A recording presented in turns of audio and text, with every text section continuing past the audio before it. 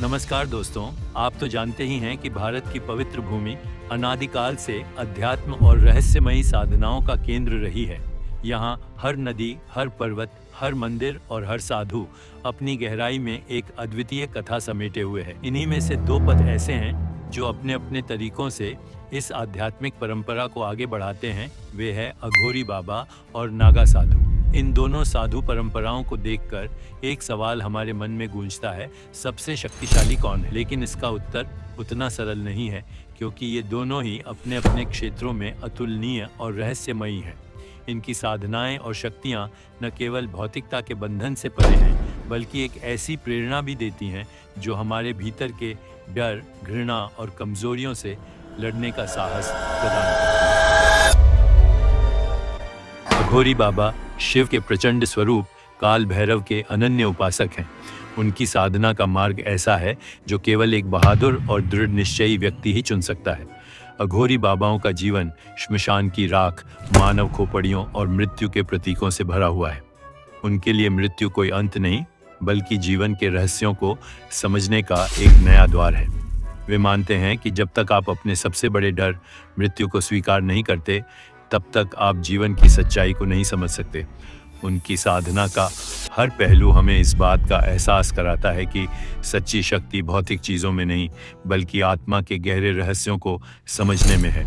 उनकी हर क्रिया, हर मंत्र और हर साधना मृत्यु और जीवन के बीच की उस धुंध को साफ करने का प्रयास है जो हमें वास्तविक सत्य से दूर रखती है। वहीं दूसरी ओर नागा साधु, जो आदि शंकराचार्य द्वारा स्थापित परंपरा के सशक्त योद्धा हैं, अपने कठोर तप और अनुशासन के प्रतीक हैं। इनका जीवन जितना कठिन है, उतना ही प्रेरणादायक भी।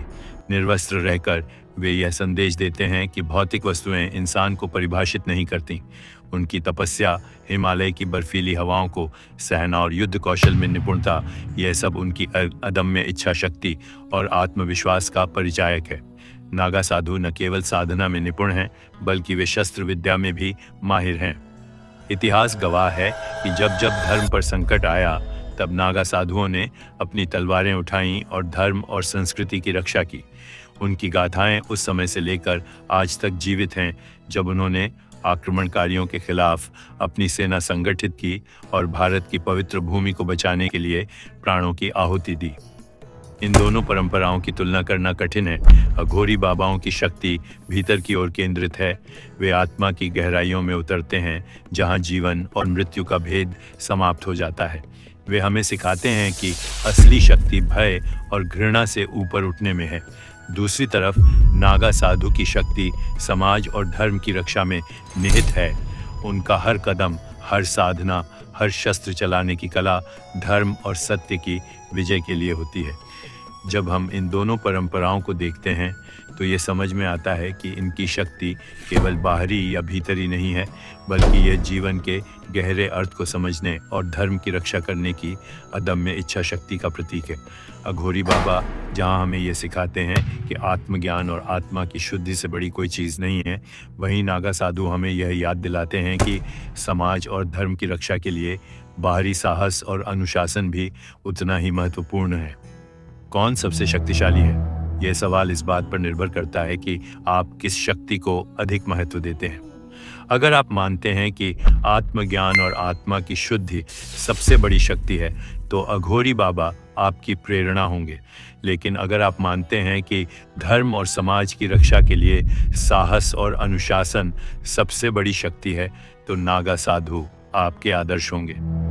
अंततः अघोरी बाबा और नागा साधु दोनों ही हमारे समाज और संस्कृति के लिए प्रेरणा का स्रोत हैं। उनके जीवन का हर पहलू, हर साधना, हर त्याग हमें यह सिखाता है कि सच्ची शक्ति न केवल भय को हराने में है, बल्कि अपने कर्तव्यों को निभाने और सत्य के मार्ग पर चलने में भी है। जब आप कुंभ मेले में इन दोनों साधु परंपराओं को करीब से देखेंगे, तो आपको यह एहसास होगा कि यह तुलना करना ज़रूरी नहीं है कि सबसे शक्तिशाली कौन है, बल्कि ये समझना ज़्यादा ज़रूरी है कि इनकी साधनाएं और त्याग हमें अपने जीवन के गहरे अर्थ को समझने और सही रास्ता चुनने के लिए प्रेरित करती हैं। ये कहानी केवल शक्ति की नहीं है, बल्कि आस्था, साहस और आत्मज्ञान की भी है, और यही इसे इतना रहस्यमय और अद्भुत बनाती है।